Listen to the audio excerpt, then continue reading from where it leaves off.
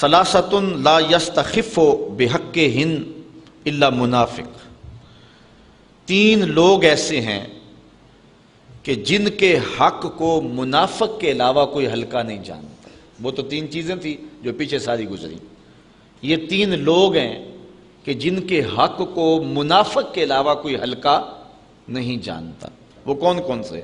ذو الشیبۃ فی الاسلام، جس نے اسلام میں بڑھاپے کو پا لیا، جو بوڑھا ہوا، بوڑھے کے حق کو منافق نہیں جانتا، باقی ہر مومن جانتا ہے کہ اس کا حق کیا ہے اور اس کی تعظیم کرتا ہے۔ امام ابو نعیم نے لکھا ہے جو شخص 80 سال کی عمر میں انتقال کرتا ہے، اللہ تعالیٰ اس کے بڑھاپے کا حیا کرتے ہوئے بغیر حساب کے جنت عطا فرماتا ہے، اور جو شخص 90 سال کی عمر میں انتقال کرتا ہے، اللہ تعالیٰ اس کے بڑھاپے کا حیا کرتے ہوئے اس کو قیامت کے دن حق شفاعت عطا فرمائے گا۔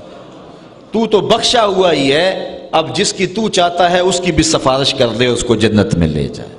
یہ اللہ کا خاص کرم ہوگا بوڑھے کے اوپر۔ حضرت باجزید بسطامی کہتے ہیں انتقال کے بعد کسی کو خواب میں ملے، 72 سال کی عمر میں انتقال ہوا تھا، تو کسی نے کہا کہ سناؤ کیا حال ہوا؟ کہا اللہ نے کرم کر دیا۔ کہا کیسے؟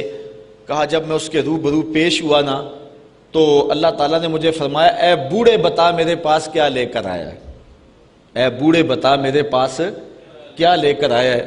تو میں نے عرض کی مالک بادشاہوں کی دہلیز پہ اگر کوئی فقیر آئے تو بادشاہ یہ تو نہیں پوچھا کرتے کیا لے کر آئے ہو، بادشاہ تو فقیروں کو یہی پوچھتے ہیں کیا لینے آئے ہو۔ میں لے کر کچھ بھی نہیں آیا، تیری رحمت لینے آیا ہوں۔ اللہ تعالیٰ نے بغیر حساب کے میری مغفرت فرما دی۔ تو بوڑھے کی عزت اور تکریم یہ ایمان کی علامت ہے، اور جو بوڑھے کی عزت نہیں کرتا ہے وہ منافق ہوگا۔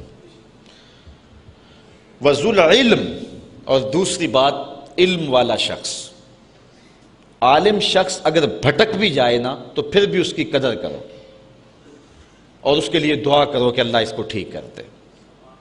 تو علم والے کی قدر بھی جو ہے وہ مومن کرتا ہے۔ منافق عالم کا گستاخ ہوتا ہے، یہ بات آپ کو بتاؤں، جو منافقانہ روش رکھتا ہوتا ہے اس کے سینے میں عالم کے لیے قدر نہیں ہوتی ہے۔ اور عالم وہ بابرکت ہستی ہے کہ حضور علیہ السلام نے فرمایا کہ عالم کے لیے کائنات کی ہر شے حتی الحیتان فی البحر، یہاں تک کہ سمندر کے اندر جو مچھلیاں ہیں وہ بھی اس کی زندگی کی دعا مانگتی ہیں۔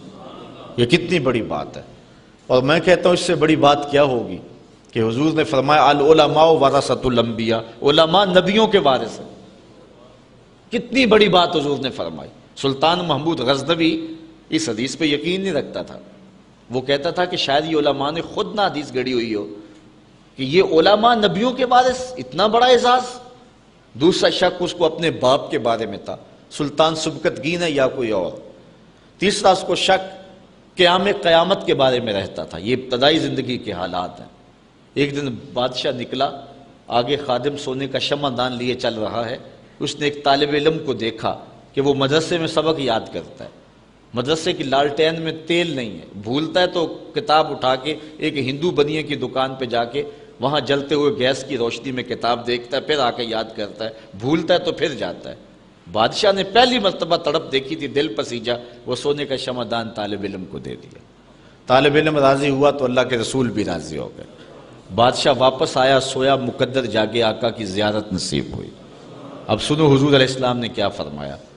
فرمایا اے سبکتگین کے بیٹے محمود، آج تو نے میرے ایک وارث کی قدر کی ہے، کل قیامت کے دن میں تیری شفاعت کروں گا۔ حضور نے ایک جملہ ارشاد فرمایا، 3 شک بھی دور کیے، جنت کی بشارت بھی عطا فرمائی۔ تو یہ علماء کے لیے یہ کافی ہے کہ وہ حضور علیہ السلام کی جان نشینی کا اعزاز رکھتے ہیں۔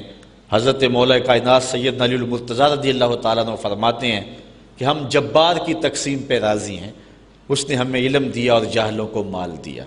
مال جو ہے یہ فرعون اور نمرود کی وراثت ہے، اور علم انبیاء کی وراثت ہے۔ تو جو ہوگا منافق وہ عالم کی قدر نہیں کرے گا۔ وَإِمَامٌ مُقْسِطٌ، اور تیسرا شخص جس کی منافق عزت نہیں کرتا وہ عادل حکمران ہے، امام مقسط ہے، عادل قاضی ہے۔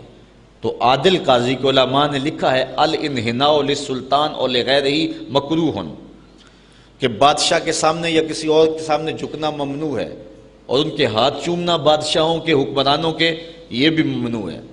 لیکن اگر کوئی عادل حکمران ہو جو عدل و انصاف سے دھرتی میں امن قائم کرے تو اس کا اگر ہاتھ چوم لیا جائے محبت سے تو یہ کراہت نہیں ہوگی، چونکہ وہ بھی اللہ تعالیٰ جل شانہ کی ایک عطا ہے جو انسانیت کو عطا کی گئی ہے۔